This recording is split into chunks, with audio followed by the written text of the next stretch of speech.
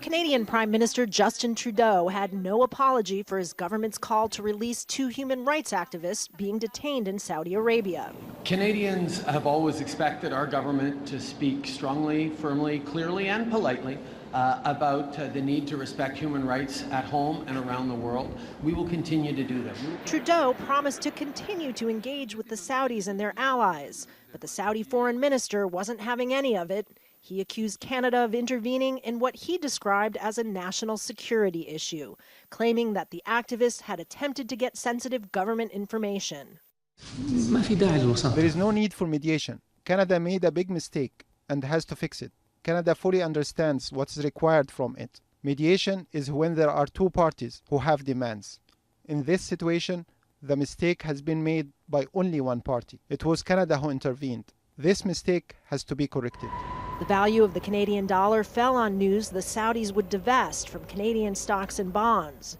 Experts predict the overall impact on the economy from this and other measures will be small, but the message is being heard far beyond Canada's borders. Ultimately, this really is not about Canada per se. Canada here is collateral damage, if you will, or it's incidental to this issue.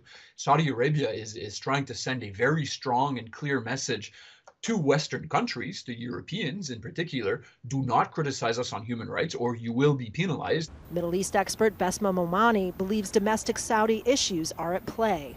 I think this has more to do with a very useful diversion. It's an attempt to make Canada a case, a signal to the world that it's not going to accept international criticism, particularly Western criticism of its domestic policies. And I think the Chile effect has worked because we have seen pretty much no Western European country, including the United States as well, in terms of supporting Canada. So it really has had the chill effect on the international Western world.